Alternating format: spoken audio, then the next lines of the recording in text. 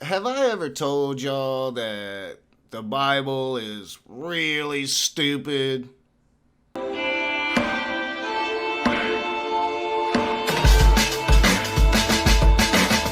What is up, you sinners and saints, you beautiful, godless people? Welcome back to The Rage. I am the Raging Atheist. And we're going to be looking at that stupid ass Bible again. First, I gotta send that shout out to my patrons. You guys are the shit. Your support means everything to me. I am really trying to get on track to do Patreon content again and really start trying to grow Patreon again. But you guys have been here through the entire thing and gotta send that shout out. But today, we're gonna be talking about the Bible. And not just the Bible, but one of the dumbest stories in the Bible. We already know about how Noah got all the animals from all across the world onto a tiny boat, how he and his family were the only humans left, so they had to commit incest moving forward. I didn't think God liked incest, but that's a dilemma for the Christian to consider. But here we are. It's been flooded. Everybody's dead. The first great genocide of the world has been committed by God. And now we're into Genesis chapter 8. But God remembered Noah and all the wild animals and the livestock that were with him in the ark. And he sent a wind over the earth, and the waters receded. Now the springs of the deep and the floodgates of the heavens had been closed, and the rain had stopped falling from the sky. The water receded steadily from the earth. At the end of the 150 days, the water had gone down.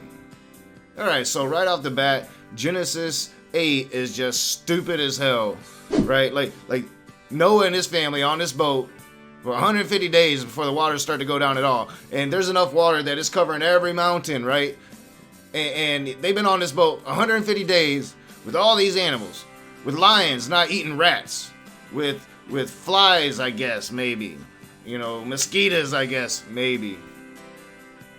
But like, how is this, even something that people can consider as a reality? And I know, I'm just taking it way too literally, taking, the ancient book and what the ancient book says, I'm reading it and I'm responding to it, and I'm the motherfucker that's wrong. And on the 17th day of the 7th month, the ark came to rest on the mountains of Ararat. The waters continued to recede until the 10th month, and on the first day of the 10th month, the tops of the mountains became visible. 10 months, 10 months, and the top of the mountains finally becoming visible. They've been on this ark for 10 fucking months. But finally, this ark, it comes to rest on top of a mountain, because they just happen to be hovering over a mountain. Wonder the odds of that. So it comes to rest on this mountain, and they watch as the other mountains, maybe a little farther down, become visible. And after 40 days, Noah opened a window he had made in the ark and sent out a raven, and it kept flying back and forth until the water had dried up from the earth.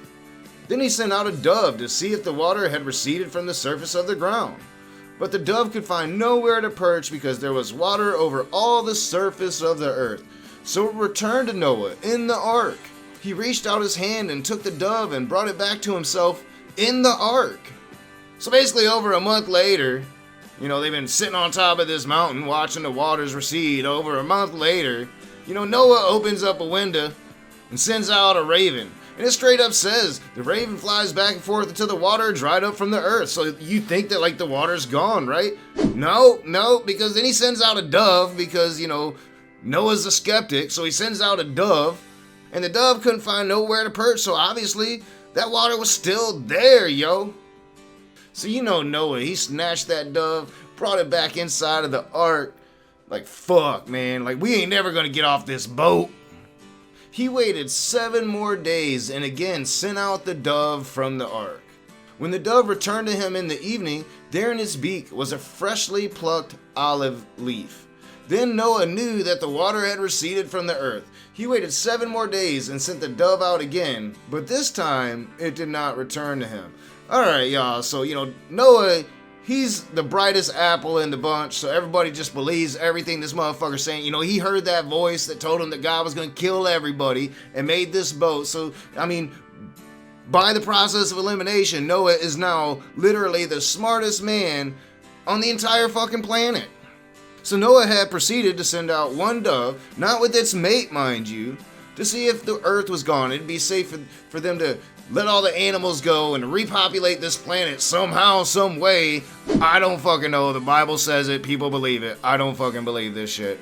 But Noah, in all of his brilliance, sent out this dove all by itself, not with his mate. So this dove is gone. Just gone. It doesn't come back. That's how he knows.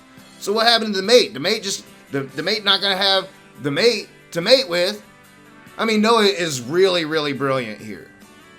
By the first day of the first month of Noah's 601st year, the water had dried up from the earth. Noah then removed the covering from the ark and saw that the surface of the ground was dry. By the 27th day of the second month, the earth was completely dry. Yo. So essentially, it took a really long time for this global flood to diminish to where they could traverse the earth and start committing incest, you know, and the animals go about living in that animal kingdom, and, you know, man who wasn't even near the top of the food chain at this point would once again be hunted by the animals. We somehow at one point had this magical dominance over, and they didn't try to fucking eat us alive for, I don't know, a year in the fucking ark. Alright, y'all, I mean, it took us a long time to get there, but now finally Noah and his family are gonna get to the business of incest.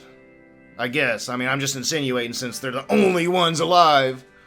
Then God said to Noah, "Come out of the ark, you and your wife and your sons and their wives. Bring out every kind of living creature that is with you, the birds, the animals, and all the creatures that move along the ground, so they can multiply on the earth and be fruitful and increase in number on it."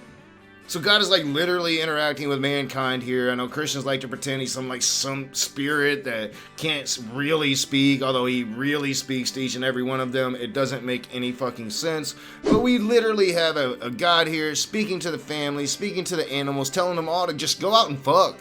Just go out and fuck, multiply.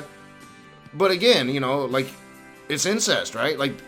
He's telling this family of human beings to go commit incest, so God clearly has no issues whatsoever with some incest. So Noah came out together with his sons and his wife and his sons' wives and the animals and all the creatures that move along the ground and all the birds, everything that moves on land, came out of the ark, one kind after another. So literally, the smartest man on the planet had to wait for that voice in his fucking head to tell him that he could leave the ark, even though he just sacrificed a fucking dove to confirm it. He already knew that shit, but then he had to wait for that voice to tell him to leave, so then he can leave like the good little servant he is. Because that's what all of this is about. It's about establishing a power structure above you and taking away who you are and what power you have. Then Noah built an altar to the Lord, and taking some of all the clean animals and clean birds, he sacrificed burnt offerings on it.